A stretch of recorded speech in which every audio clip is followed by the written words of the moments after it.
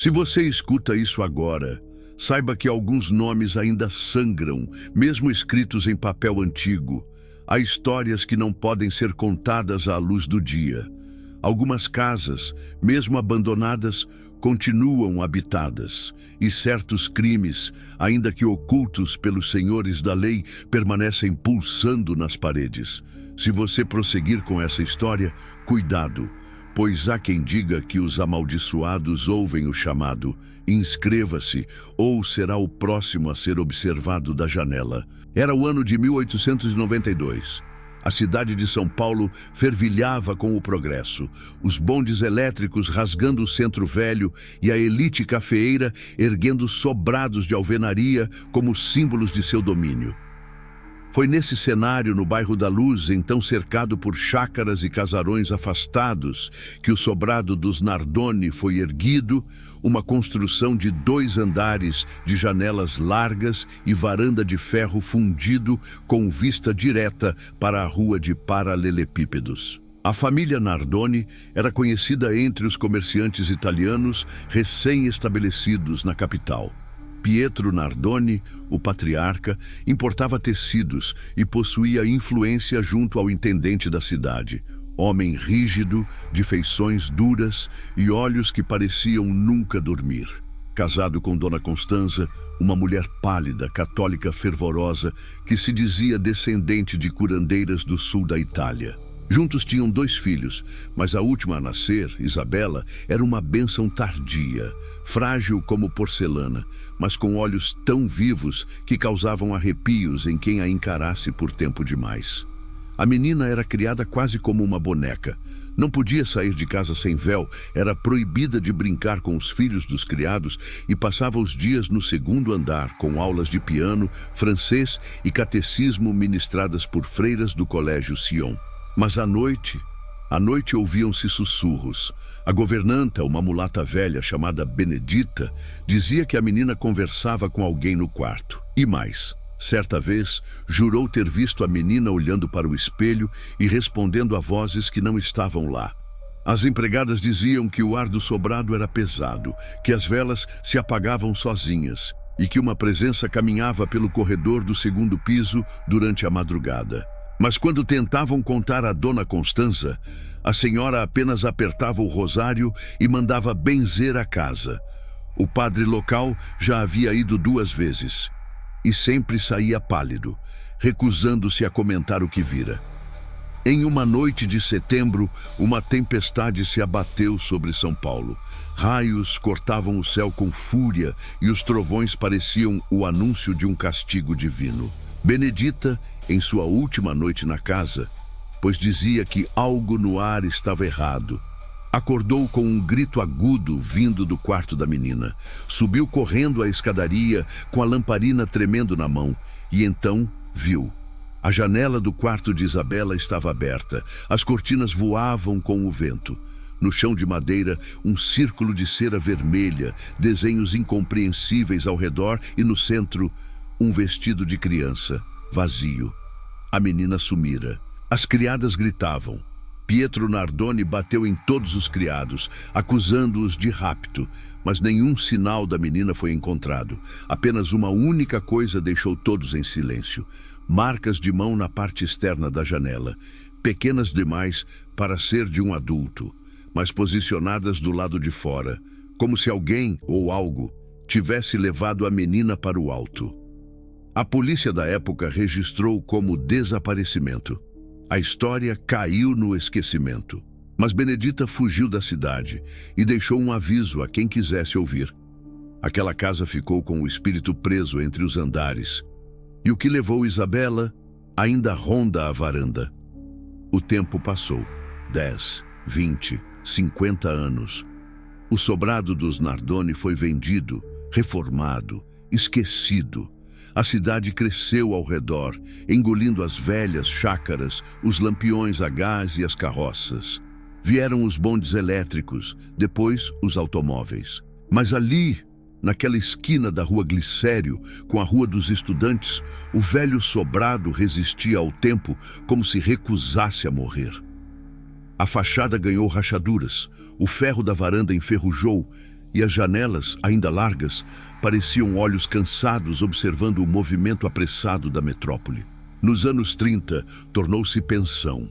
Os novos donos, um casal de portugueses, acreditavam em lucro fácil. Quartos baratos para operários, imigrantes solitários e gente de vida passageira. Mas a rotatividade era absurda. Os hóspedes não duravam mais que uma semana.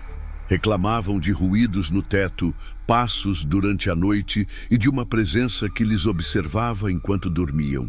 Uma das lavadeiras jurava ter visto uma criança espreitando por detrás das portas, sempre calada, vestindo branco.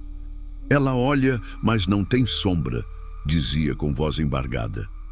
Em 1946, um jornalista do Correio Paulistano se hospedou ali por conta de uma aposta.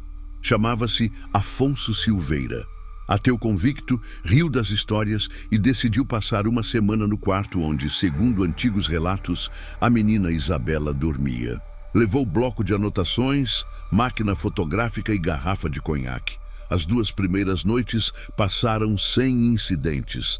Mas na terceira, algo mudou. Ele acordou com um som metálico, como unhas batendo levemente na parede de madeira. Depois, passos correndo. Pequenos, ágeis, como de criança descalça. Levantou-se com a lanterna. Quando abriu a porta do quarto, tudo estava escuro no corredor.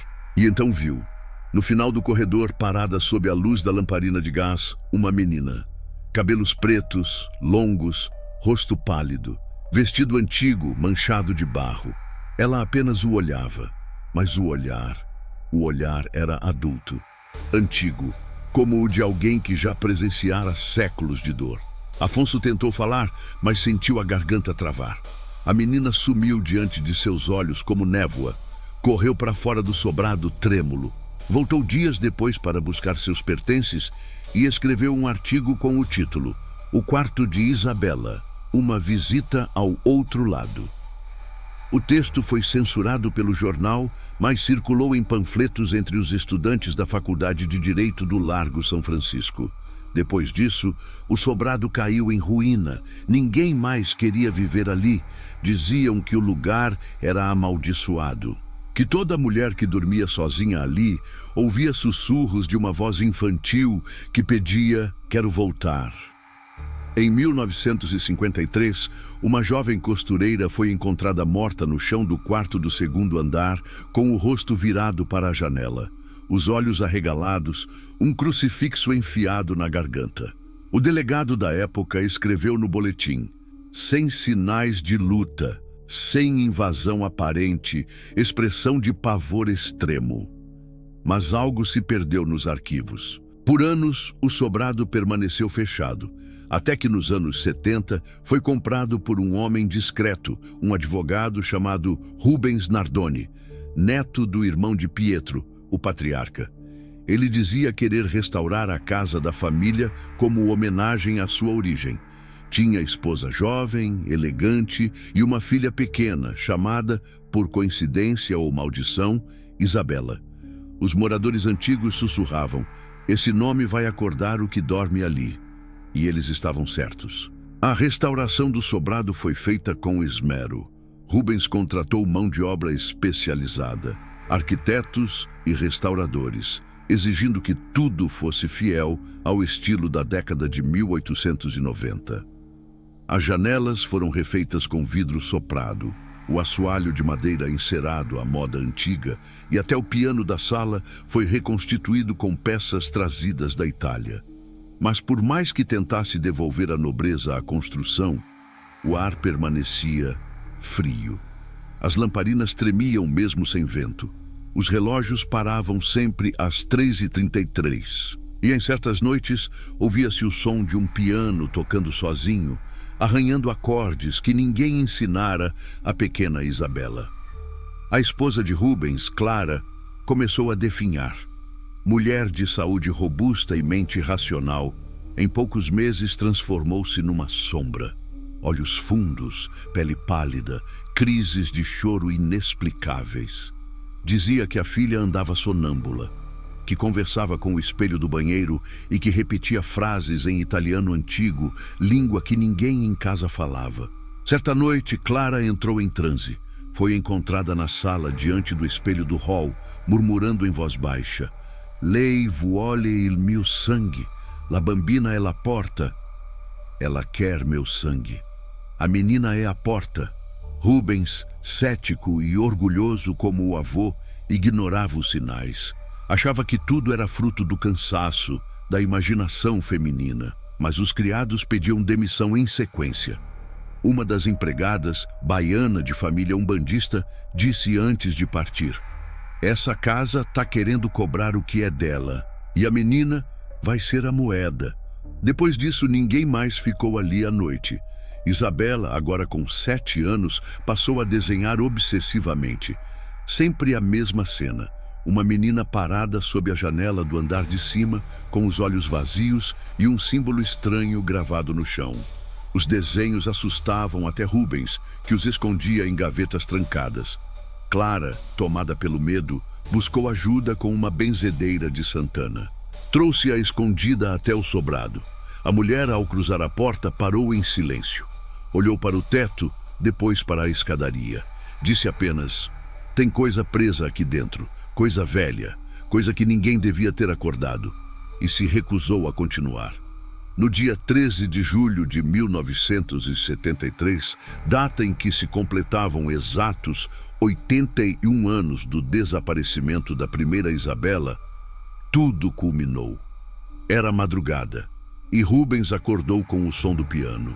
De novo, mas dessa vez a melodia era clara, um lamento repetitivo, infantil.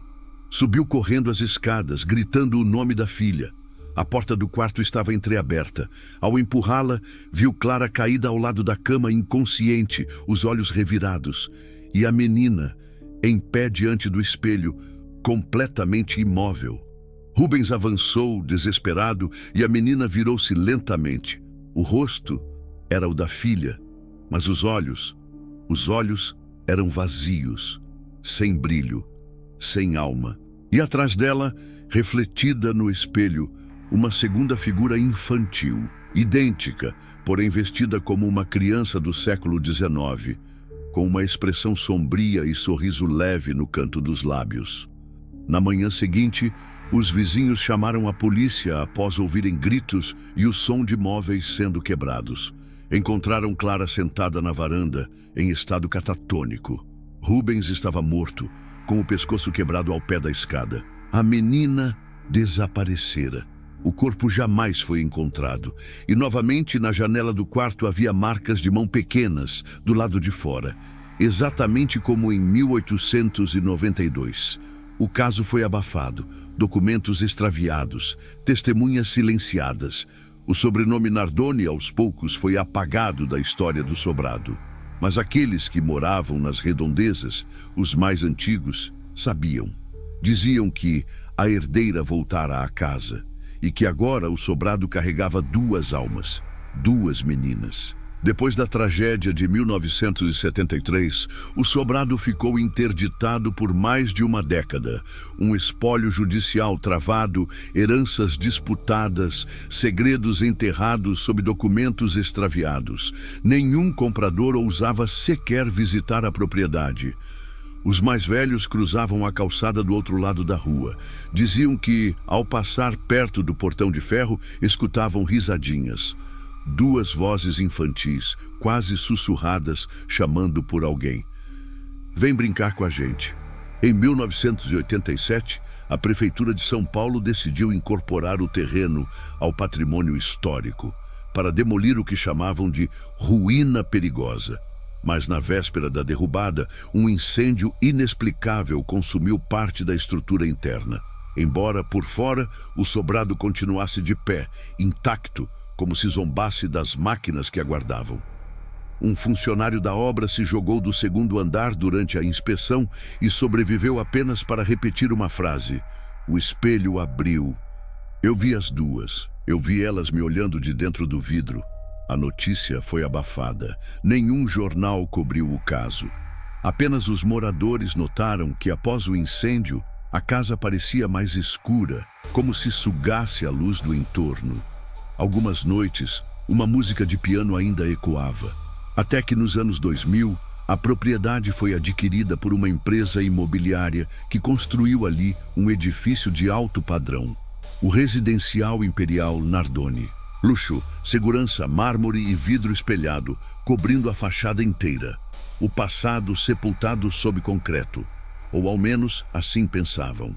No apartamento 1203 vivia uma jovem advogada, Beatriz M., que registrou em seu diário uma série de episódios perturbadores.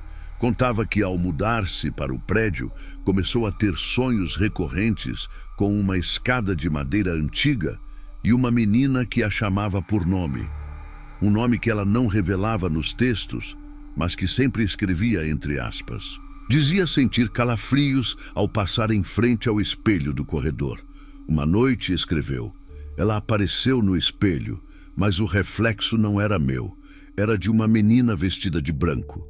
Depois outra, igual, atrás dela. Beatriz desapareceu semanas depois. Seu apartamento foi encontrado trancado por dentro, sem sinais de arrombamento. No espelho da sala havia uma marca de mão infantil, por dentro do vidro. Desde então, moradores do prédio relataram que os espelhos do 10º andar embaçam sozinhos, mesmo sem vapor. Uma criança chegou a dizer à babá: "Tem 2 meninas morando dentro do espelho. Elas estão esperando outra para brincar." A administração proibiu espelhos grandes nos corredores, instalou câmeras, mas estranhamente as gravações das madrugadas sempre apresentam interferências, como se algo ou alguém passasse diante da lente, mas nunca se deixasse ver. Alguns estudiosos do paranormal investigaram o caso. Um deles, o professor aposentado Dr. Alcides Miranda, escreveu um relatório não publicado em que sugeria uma hipótese aterradora: a existência de uma marca de sangue, um pacto ancestral firmado pela linhagem Nardoni, que utilizava o sofrimento infantil como oferenda para preservar o poder da família. Um ritual interrompido apenas pela traição do próprio sangue, quando Pietro assassinou Isabela e a trancou entre os mundos. A menina nunca saiu da casa, e quando quase um século depois deram o mesmo nome à nova criança, abriram a mesma porta. Hoje o sobrado já não existe. O edifício moderno reluz ao sol, com apartamentos vendidos por milhões. Mas se você estiver em São Paulo e passar pela Rua do Glicério, olhe para cima, exatamente às 3h33 da madrugada. Alguns juram que, no reflexo da fachada espelhada, é possível ver 2 meninas de mãos dadas, observando, esperando. E se por acaso você tiver uma filha chamada Isabela, talvez seja melhor não deixá-la sozinha diante do espelho, porque toda maldição começa com um nome, e algumas nunca terminam.